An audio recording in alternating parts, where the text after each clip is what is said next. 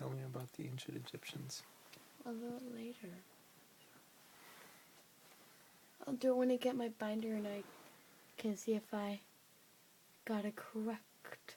I don't want you to get it correct. I just want to tell me what I want you to tell me what you know. I know that there were gods. And that there is none. Like N-U-N, none. Okay.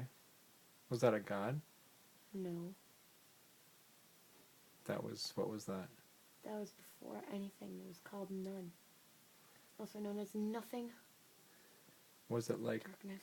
darkness? Yes. Was it before there was any kind of... Person, place, thing. Did the earth exist? No. It's just nothingness. So then what happened? And from the waters of chaos, a ripple spread. And a lotus / water lily came up. And then the petals opened up to infinity, or none. And then Ra flew out in the shape of a Benu bird.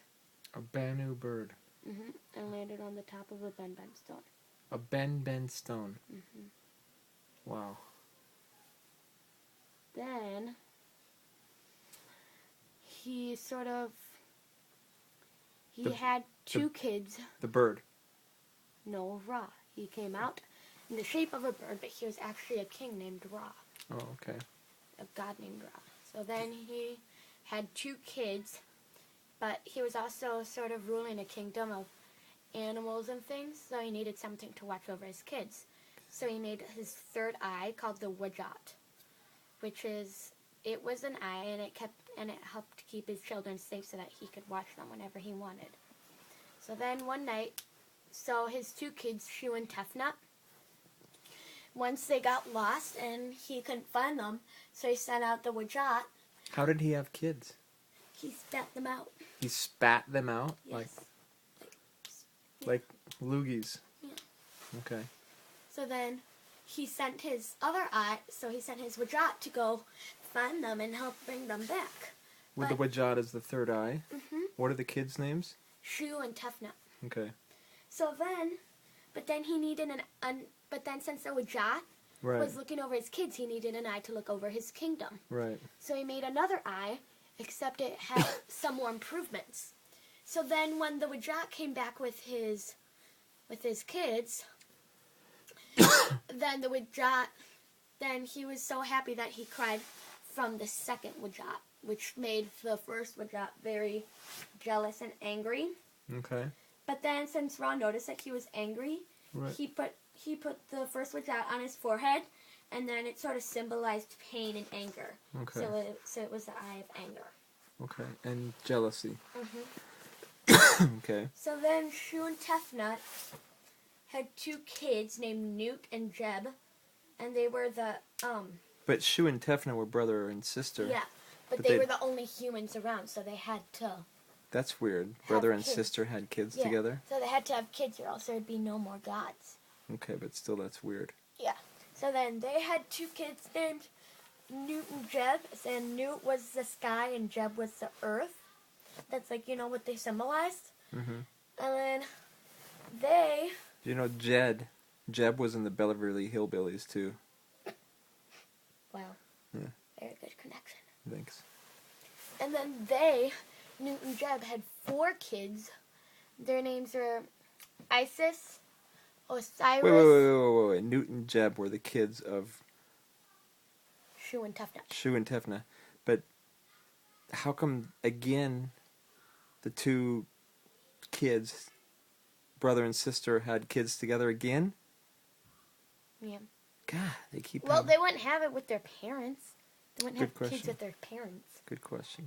Good point. So now they had 4, but they had 4 kids. They had 4 kids, so their names were Isis, Osiris, Nephthys, and Set. Okay. And then Isis and Osiris had one kid named Taurus. Okay. Okay? Yeah. But then Ra, so when he was younger, he'd travel through the 12 provinces of his kingdom, at the daylight hours, which pretty much means that he was the sun. Right. You know, the daylight hours. I got it, Camila. I'm not totally dense. You never know. Yeah. And then, so you know, his people loved him because he was young and he was confident. But then as he grew older, his people rebelled against him. Did I say it right? Yeah. Okay. So they rebelled against him since he was old and weak. But there weren't any people. There were only like But they four. were animals. Oh, okay. So that The includes animals. so that Yeah. all of the kingdom rebelled against Yeah. him. So like the kingdom rebelled against him. So then he sent out Sekhmet, also known as the lioness, Okay. to help subdue them and calm them down and let them know that Okay. you can't do that. So then she accomplished her mission, but then she wanted to destroy everyone and everything. Okay. So then Ra was like, nope, that's not going to happen. So then he brought her back. Ra is still alive, even though he's like great granddad now. Yeah. Does he ever die? No, I don't think so. Are your fingernails blue? Yeah. Why? Because I colored them. Okay. So then, even after Ra got the people of his kingdom to trust him, he just felt really weak. So then he rode Newt up to the heavens, and all the other gods became stars. Oh my gosh. So then, and then also he left the earth to Thoth, the moon god, or the measurer of time. Okay.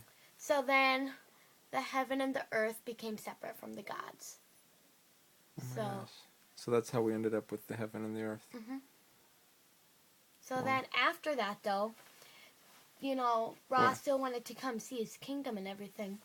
So every day he'd ride the boat of millions of years with other gods such as Horus, who was the god who was also the horizon.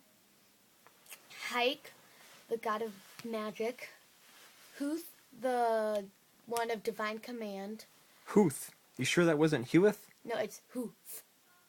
Huth. Huth. Still, that's pretty close to Hewith, Yeah. man. What is that god? That's a Divine command. perfect.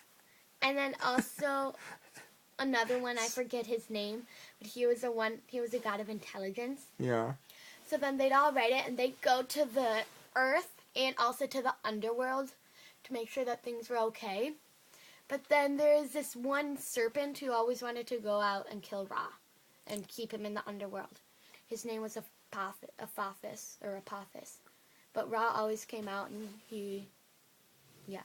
and that's all. That's about it. So when did they build the pyramids?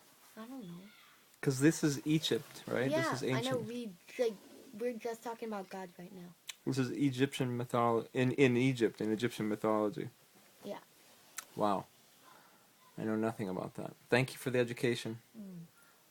Huh? Yeah. Okay. Ciao. Or whatever. Whatever.